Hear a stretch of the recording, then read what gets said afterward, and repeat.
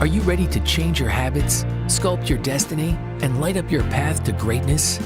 Welcome to the epicenter of transformation. This is Mick Unplugged. We'll help you identify your because, so you can create a routine that's not just productive, but powerful. You'll embrace the art of evolution, adapt strategies to stay ahead of the game, and take a step toward the extraordinary. So let's unleash your potential. Now, here's Mick. Ladies and gentlemen, welcome to another episode of Mick Unplugged, where we dive deep into the stories and strategies that drive extraordinary success. And today, we have a guest whose career on and off the field has inspired countless individuals. He's a true legend in the world of Canadian football, known for his resilience, leadership, and unwavering dedication. Please join me in welcoming the man who defines winning, the incredible Mr. Angus Reid. Angus, welcome to Mick Unplugged, brother. Oh, it's an honor to be here, Mick. Thanks for having me on. Man, so, we were talking offline. We've connected through friends, and I told you, I feel like I've known you forever, and you're like a first cousin of mine, right? So this is amazing for the people to get to hear the story of Angus and some of the crazy, cool, amazing things that you have going on, man. That's what it's about, right? Sharing with each other, learning from each other, helping each other, making everyone part of the same team. That's right. That's right. So Angus, I want to start, man. Like on my podcast, I believe in going deeper than your why and really being fueled by your because. Okay. Right? And so you've had an amazing career in the CFL, but what was the defining moment for you? Like, what was that one moment or motivation that ignited your passion for who you were during your football days? During the days or to get there? Because, Mick, when you look at, it's always interesting, I find when you look back on people that have achieved whatever they deem success to be, there tends to be that driving force that gets them there. And then I always find there's, as you said, defining moments once you're in that journey that will take you to whatever you deem success once you're at that level, right? And that's why sports is interesting, because just like any career that spans timeframes, there's that whole lead up story of what drove you to do what it took to take on the ridiculous risks to pursue that type of career. And then once you're in the career, there's that entire driving force that enables you to climb the ladder within and work your way up. And so for me, I think it's always hard to look at your own life and try to tell yourself why you did what you did and why you are who you are. I can look at external factors. I'm one of 6 kids. I'm the youngest of 5 boys. So I grew up with 4 older brothers that were all athletes, competitive, and in my eyes, extraordinary. In my eyes, they were heroes to me. So I had something I wanted to live up to internally within my family. You gotta prove you're something within your own family world, but in a really cool way. My older brothers were my biggest fans. So that was really cool. I wasn't a little brother that was getting picked on and had to prove myself. I wanted to be just like them because they were amazing. And I wanted to be like them and to make them proud because I looked up to them so much. So on the one hand, I'll say I was very blessed to be in an environment being raised where I was around what I considered greatness, and it was a loving family greatness, but it was also, there was a competitiveness, not so much with the external world, but with becoming your best. Like, you do things to become your best. That's what you do. And I'm so grateful that I had role models. They didn't have to teach it to me. They just lived it. They modeled it as a role model, I guess, is by its very definition. And I just learned that whatever you do, you bring your very best because that's what you do, not to beat the competition or to get the reward or to make the money. You pick something that wants you to bring your best to the environment because you just want to. And that's to me, I think, if you look at my entire career, once I made it, there was a lot of ups and downs and challenges and tribulations. We can look at it, but I think the defining thread for me is I chose something that I really love to do, and I only knew one way to do that, which was to take everything as an opportunity to improve who I am, to learn more about myself, and to realize that I'm better than I thought I was if I'm willing to apply everything I've got to everything that's being put in front of me. No complaints, always gratitude, and just maximum effort and learning. So that's probably who I am philosophically. And then, there's many moments, but to me, they're great for storytelling. They're great for keynotes, but they're moments that are just examples, I think, of the deeper, as you said, what did you say? Not your why, but what was it? Your because. Your because. And Yep. it sounds crazy to me, but I think my because is my never ending gratitude for the environment I was raised in. That's why I bring everything to everything I've got, because I have good models, good parents, good family. And there was a great quote, I think it was Chris Spielman, one of the great linebacker in football years ago. He said to be lazy is to be disrespectful for those who believe in you, or those who care about you. And you can use the word lazy, but to me, to not become my very best that I'm capable of would be disrespectful to the amazing environment I was raised in. So that's probably my because. I love it. And I totally agree with you in that sentiment as well, too. I tell people, and I got this from my mentor. He had me really think, and Les Brown, for those that don't know, is my mentor. And he was like, Mick, what's the one thing you fear? And I thought about it for a moment. And I said, I fear that when it's all said and done, and, we're all going to meet death one day. When it's all said and done, I'm going to meet the person I was supposed to be. Oh. And that scares me the most. Yeah. Right? Yeah. And so I can totally equate to what you're saying and relate with that very well too. Angus, you said through your career, it was never easy, right? Wow. And for anyone that's played sport, like, it is never easy. You've got opponents coming for you. You've got, teammates that are coming for you. Like, nothing is ever as easy as I think TV or commentating makes it to appear. Can you share a specific instance where your resilience was tested and how you overcame it? Because I call you the king of winning and the king of resiliency. For sure. And I mean, I'll give some more context to your point that nothing is easy as it looks from the outside, particularly when you're seeing people on the winning side of the equation. Mm-hmm. But pro sports is a very unforgiving world that doesn't really care what a nice person you are or the good deeds you do. It's sheer ability. And at the highest level, you hope your stars are nice people, but that's what makes them win games and score points. It's ability. And in sports, a lot of that has to do with just your genetic blessings, right? Like, a guy like Shaquille O'Neal is a great guy and he's a fantastic basketball player, but he's 7'2", like, 350 pounds. I can work all I want and do all these drills and effort. He's got a blessing that I didn't have, right? So right. I played football and I was an offensive lineman. And even for casual football fans know that offensive linemen are probably the biggest, strongest athletes in the world. You're looking at people that are, 6'4" to 6'6", or 330, 350, 380 pounds. They can move. They're just human grizzly bears is how I generally describe them. And I'm not. I'm a decent sized guy for normal life, but we know pro sports isn't normal. I'm like 6'1". I stuffed my face to barely get up to 300 pounds. But now that I'm retired, I sit around 240 pounds. I'm a good sized guy, but I'm not an elite physical specimen to be an offensive lineman. So I was always fighting the uphill battle my whole life, trying to be something that the world didn't think I should have been. I didn't fit the narrative that you're going to be successful because look, I'm like, well, I'm going to be successful because that's what I'm going to do. So I was always fighting that.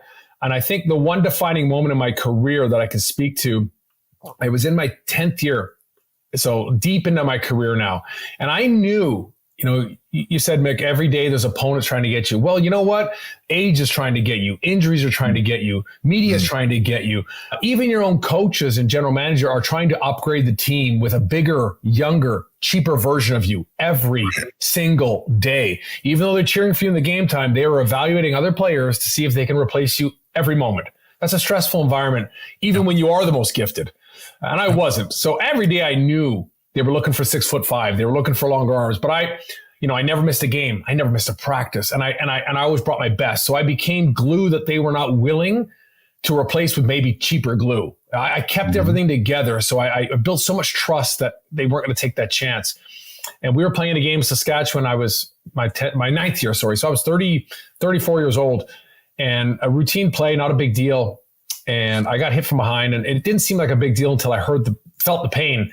I snapped my foot in half. I shattered my foot. My foot literally cracked in half. I broke every bone, tore every ligament. My foot completely snapped in half. I stubbed my foot and I got hit behind. And I knew in that moment I didn't roll my ankle. Like I knew like I never felt pain like this. And I remember sitting there on the field going, well, that's my career. Like there's I know I can't walk here. And again, this is not being discussed for, I'm not doing this as advice for athletes. Don't do this. But you want to talk about like the mental side of people that push through things that most of the world would say, no way. But certain people just do. And it probably speaks to who you are. This wasn't smart, but sometimes extreme measures to go that extra yard aren't going to be smart things. But you got to believe in yourself and believe in something more than what the world will tell you should do. So I got carried off the field and I didn't do a smart thing. I knew what I'd done. I didn't know technically, but I knew I didn't roll my ankle. And I told the staff, I said, look, I've just rolled my ankle, just tape it up. I didn't want them to take my shoe off because I knew my foot was going to go like this. And I said, I'm good to go. And I called the team over, my lineman, and they're like, you're done, right? I said, no, we got to go win this game. And they go, you can't walk. I'm like, don't worry about it. We'll get it done. And there's video TV copy of this. It's unbelievable. I never missed a snap. I went out and played. I was mid-third quarter. I went and played the rest of the game, and the game went to double overtime. Okay, my only double overtime game in my career. So you talk about like getting it all thrown at you once. I'm like, I'm the unluckiest man in the world tonight. Yeah. But then I am the luckiest man because I found out what I'm really worth. I found out what I can really do, and I played every snap on a shattered foot. And there's video of the teammates. I have my arms around each. I'm coming out of the huddle, and I'm hopping up on one foot, and then adrenaline got me through those 7 seconds. Full speed, best I had. Back again. And again, I would never advise anyone to do that. But when you zoom out of football and you go, you got your why or your because or whatever, but prove it.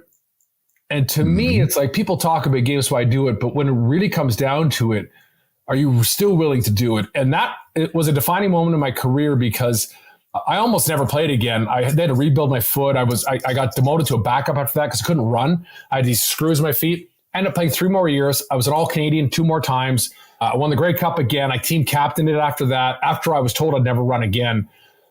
And in that moment, I learned I can do so much more than what you think you can do. And again, because you have your why. Where 99% of the world goes, that's enough. If you have what is it? You can bear anyhow if you have strong enough why or because, right? And so it mattered more to me, not just to keep playing football, but to keep seeing how much more I could do with my life. And everyone can't do this, but maybe I can.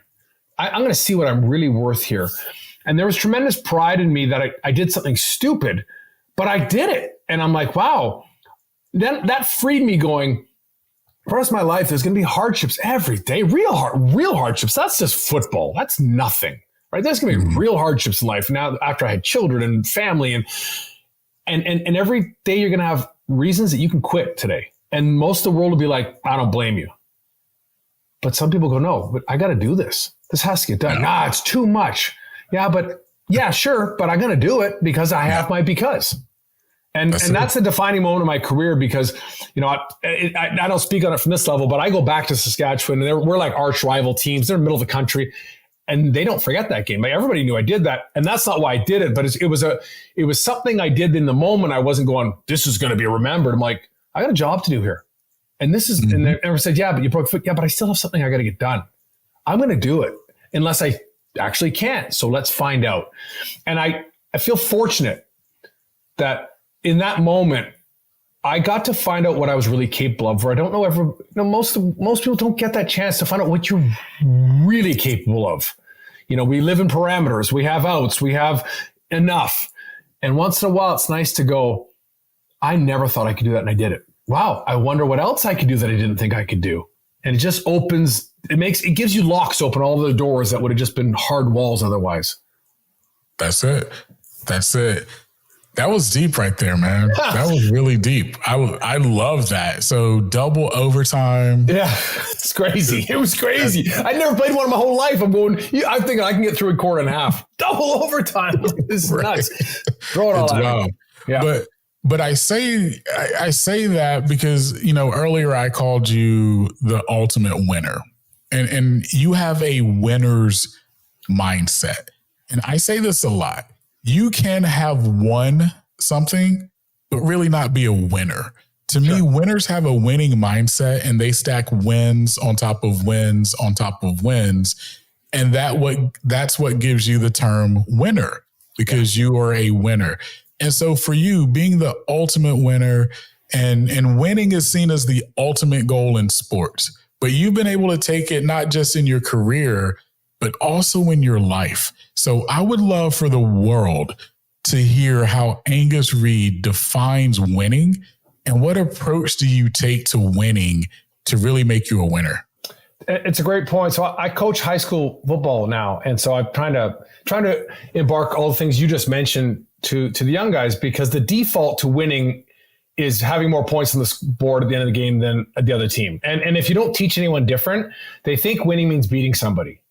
And I talk to parents about this all the time. Like, if you only take your boy out when they win the game because they won and don't have any other conversations, they think that's what matters. And you wonder why they start cheating to win and they start lying to win, because you defined winning as just beating the other team. And I had to give a talk to our team 2 years ago when we lost in the championship game. And I changed the verbiage from winner, as you said, to the difference between winning a championship and being a champion. And I said, winning a championship means, you had more points on the board at the end of the game than the other team. There's a million reasons why that could happen. The ref made this call, the ball bounced this way. There's unlimited variables that would be out of control that would have that outcome. And it's fun to cheer that and celebrate that. But being a champion, to me, as I think in terms of what you're saying to being a winner, is bringing your very best to everything that you have the opportunity to do. And when you really look at that, there is so much more in your control than what we give ourselves credit for.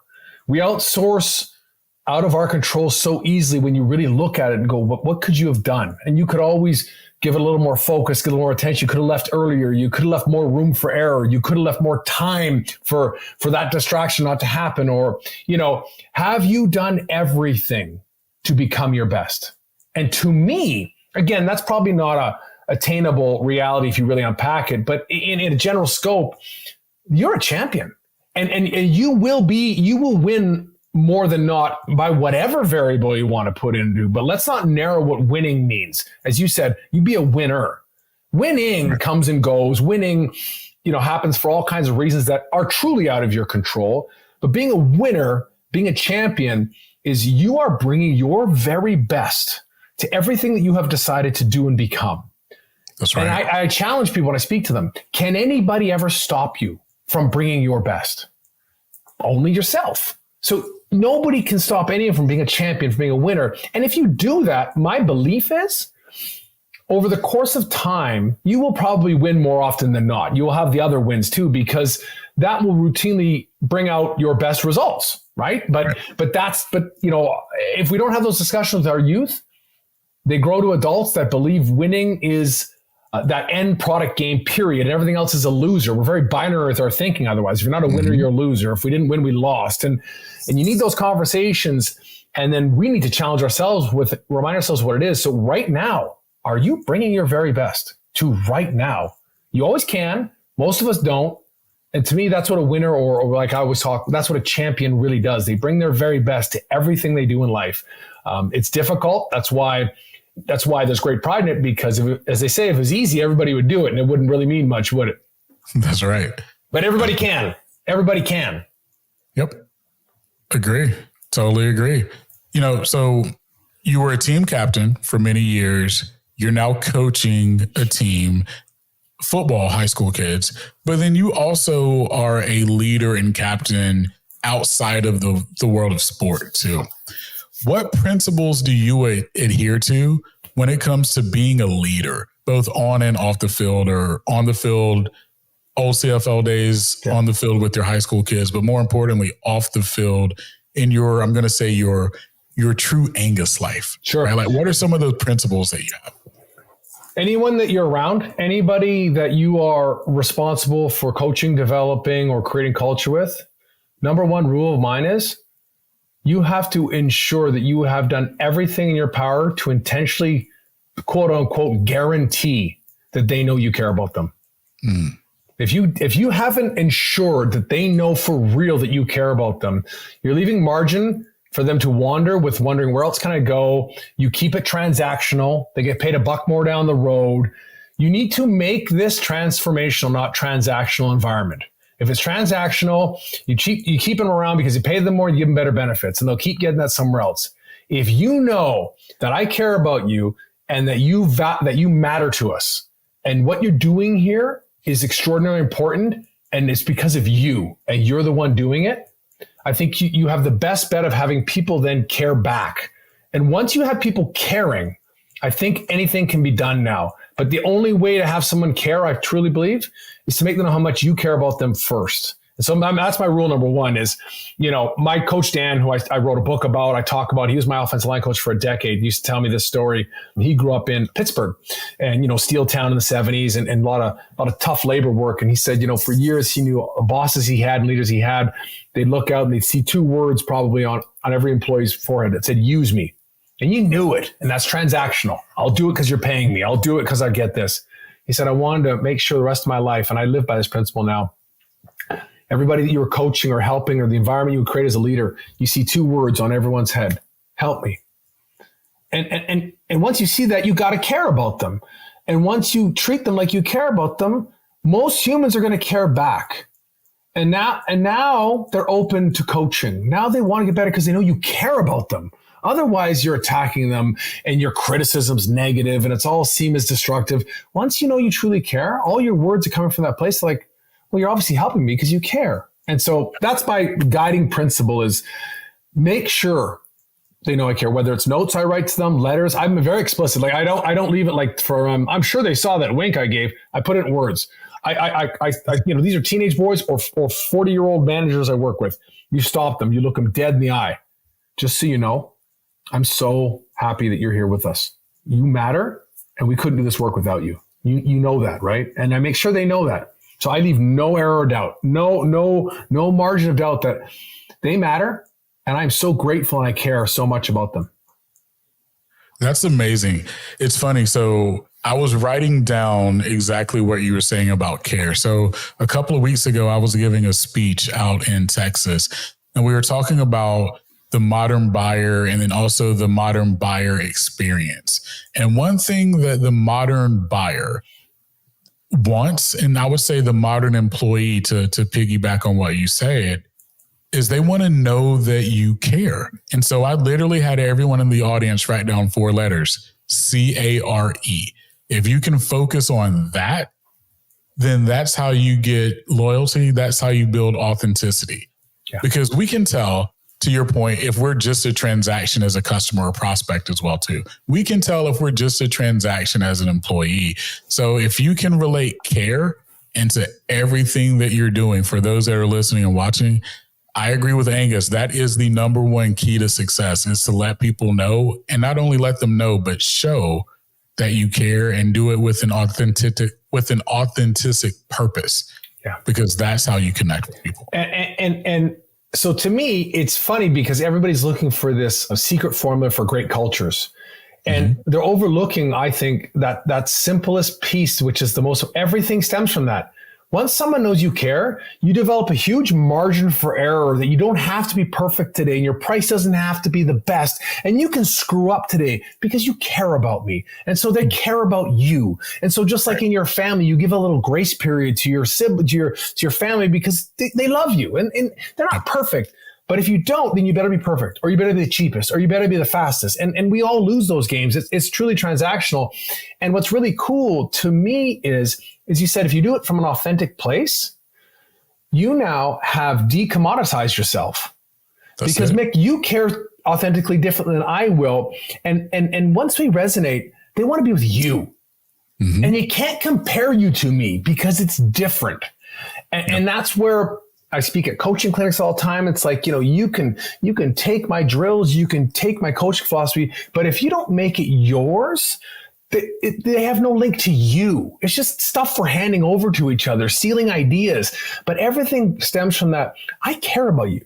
That everything that you come to the table with is because they know you care about them. And it has that stickability. It gains roots, and then roots are real and things grow. Otherwise, everything's just in and out information, money, you said transactions, and people are trying to get better at that. I'm like, sorry, you're not going to beat Amazon. You're just not. Like, do something different because you won't win that game. That's it. That's it. I love that, man. And I want to unplug something too. You were talking about Coach Dan, and then I want to talk about the book and highlight that. Thank you, Coach. Amazing. For everyone out there, I'll have links in the show notes for that. But thank you, Coach, is amazing.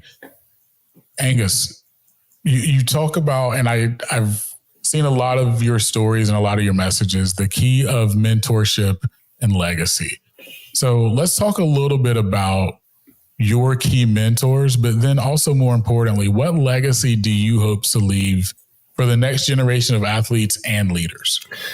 So good question. I think my initial mentors was my family. So, and I speak to people all the time that, you can't seek out a good family. You have what you have. So I'm lucky there. My parents have been married 52 years, 6 kids. We're loving. We're Irish Catholic, so we're loud, we're noisy, everyone supports each other. We all played sports, so I was raised in a gym and a field. So that was all normalized behavior to me. But what my parents modeled was anyone that didn't have moms and dads at home at night and dinners, everyone, for all of my brother's teams, they all ate at our house. And so early on, I just thought, of course you bring people over that need a meal. And it was more than the meal, though, right? They needed loving support. They needed an environment, or else they'd be sitting at home eating Domino's pizza, ordering every night by themselves. And I didn't recognize that till I got older. All these kids they all hug and kiss my parents like they're their parents too, because they needed that belonging. And so my parents modeled that for me. Like you make people know that you're part of me for real. Again, not transactional. They play on your team. No, they're part of our family too. They don't have anyone home. They come over to our house, whatever, always. All the way up to pro. The Americans on our team that didn't know anywhere to go for the weekend to come to our house. And I'm like, of course you do. So I was raised like, that's not even a question. You bring everyone over, doesn't have anywhere to go. You feed people that don't have food, like whatever.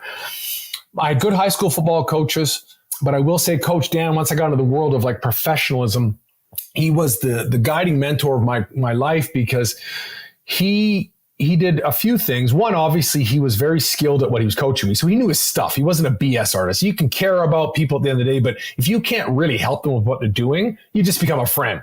But to be a real mentor and a coach, you also have to have the knowledge to support them, right? I think I learned this, and this is not me, this is a psychological truth. I think there's 3 things people are always thinking when they're about to answer your question is, do you care about me? Can I trust you? And can you help me? So like, I'm talking to you because you have something that can help me. Can I trust you? And do you care about me? That'll vet how much I give you, how guarded I am with my honest answers. So Dan knew his stuff first and foremost, but he took deep intentional focus on every individual. Now, when you read my book, and I have demos here, I bring them out my keynotes. He wrote, think of this. This is pro football, tough world pro football. He wrote each of his players a personalized letter every single week. I have 213 letters from my coach at home. I played 213 games. He still writes us. He still writes me birthday cards. I haven't played for him in 10 years. And I call my buddies. He writes for them too. He's coached for 50 years. He takes the moments to let, and these are letters that aren't like rah fluffs. Like, Angus, I saw after Tuesday on practice, you talking to one of the rookies out there. That's why you're a leader. Like, he watches what you do and reminds you that he paid attention to you, and he highlights it. That's why it's a big deal. And so what I learned from him is you coach people. You can't wait to catch them doing something good. You remind them that they're doing something good, which means I'll keep doing that. And it means you pay attention to me. You care about me. Holy smokes. Now I want you to coach me really hard. See, if you coach me really hard, you don't care about me, you're just a mean person and you're using me. And I know it. And I'm begrudgingly give you effort. Once you care about me, all your coaching comes from that. So he was the hardest coach I ever had. And so I learned that now with the high school kids. Once they know you really care, they want you to coach them hard. Till you care, you're just a mean person. You're just some guy that's like, you think you know everything. Once you know so I'm soft with them in the beginning. I pump them up and I let them know how they're good they are. Then they come to me, Coach, come on, what more can I do here? And I'm like, okay. They want more because they know all my words come from caring. Dan taught me that. You don't lower the standards of behavior, but you up the level of care, which allows you huge leeway now to get really tough with people, because it's tough love. Otherwise, you're just tough and you're just mean. But now you're someone that cares about me so much because you want to find out how good I can really become, because you want to see me become great. That's why you're doing this. Otherwise, you're just using me. And so the biggest lessons I learned all the time was obviously know your stuff. Don't BS people because you're not helping them. But that's why when I finished, it's like, I coach football and I also coach leadership in business culture. And I was worried that I was BSing my way through this, but then I'm not helping you with your actual operations here. I'm helping you with people culture. I'm like, I know something about, getting 50, 60, 100 people that all have egos and personalities to believe in the same thing and drop that down. And that's universal, right? That's human beings. And so I speak on what I know, and I bring from a point of caring, and I bring from a point of seeing it work at the highest level. And my legacy said from mentorship is, all these young guys that I coach now, and a lot of them going off to university now, they're always, they will say, how do I ever repay you? Because I refuse. Like I let the kids, they work out at my house in the mornings. I go to the field and run with them. And all these other adults are charging kids big money to train them. I'm like, that's not helping. That's called charging. I don't need a 15-year-old client. Okay. I'm a mentor, right? Don't say you're helping someone when they're paying you. They're helping you. Okay. Just be very clear on this. So I help anyone that needs help. I will never charge a dime. And when they're done, they're always like, how can I ever pay you back? See, because you're going to do this for someone else down the road. That's what you do. That's what you do. Because someone helped me years ago. So I'm not now going to charge the next generation for passing on what was gifted to me as a mentor and then now charge. So I tell these young boys, and they get it.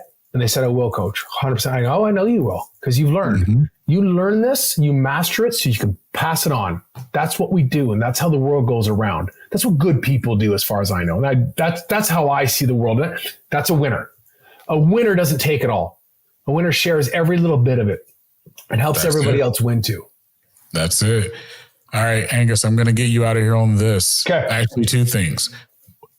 Give the listeners and viewers 2 key points of advice that they can be doing right now to either turn their career around, be inspired to be a better winner if they're an athlete. What are 2 things that Angus recommends people do right now?